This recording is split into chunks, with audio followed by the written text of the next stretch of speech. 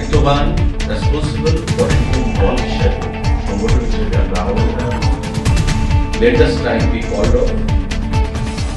যেভাবে চলছে স্ট্যাটাস কো সেটা মেনটেন হবে, যেভাবে চলছে দুভাবেই পরীক্ষা দেওয়ার সেখানে প্রভিশন রয়েছে, রোমানেও রয়েছে এবং বাংলাতেও রয়েছে, সেভাবে পরীক্ষা হবে।